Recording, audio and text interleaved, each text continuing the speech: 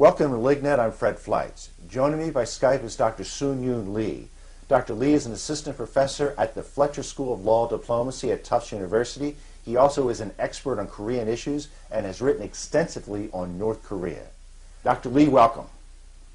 Thank you very much for having me. North Korea has threatened over the weekend to possibly close the Kaesong Industrial Park. Could you talk about what that is, and do you think this is a credible threat? So the Kaesong Industrial Complex, this is a joint venture between the South Korea and North Korea. It was launched in 2005. Basically, Kaesong being in North Korea, the South Korean companies and with government support have built a huge industrial factory complex. It employs over 50,000 North Korean laborers. And for the North Korean laborers, this is a special privilege because they are treated far better than the average North Korean worker anywhere else in their country. So in a nutshell, it's South Korean know-how, managerial skills, and money in return for cheap, disciplined North Korean labor. At the same time, it is exploitative. The wages that North Koreans receive, probably over 90%, is funneled off by the regime. The regime takes not just the cut, but most of what the North Koreans receive.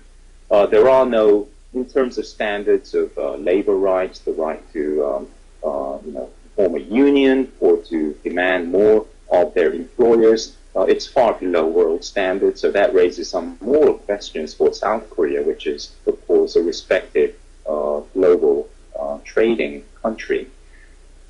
So this is, it's taken on, the Kaesong Industrial Complex has taken on a symbol. It's become a symbol. It's taken on this image of being too big to fail. It's a symbol of inter-Korean reconciliation. It's a good thing. Now, in my view, it's a hostage situation just waiting to happen. And by North Korea threatening the South that we will shut this down unilaterally, that is putting more political pressure on the South Korean government, because if North Korea were to indeed shut it down, then the South Korean public's image would be, oh no, this is really bad.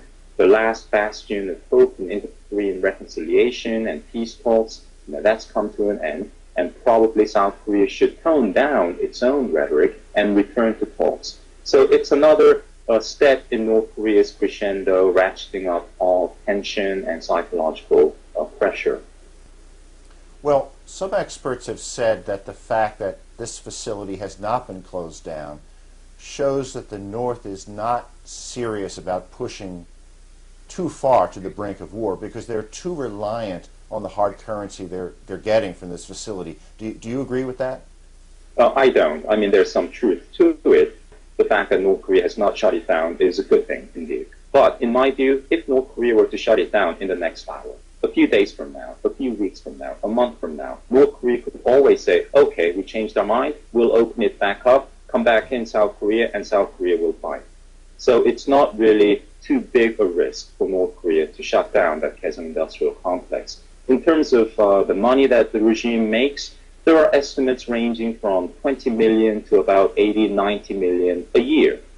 That, even by North Korean standards, is not that huge a sum. I think North Korea can afford to forego that kind of cash revenue, as useful as it is, by depending more on Chinese largesse.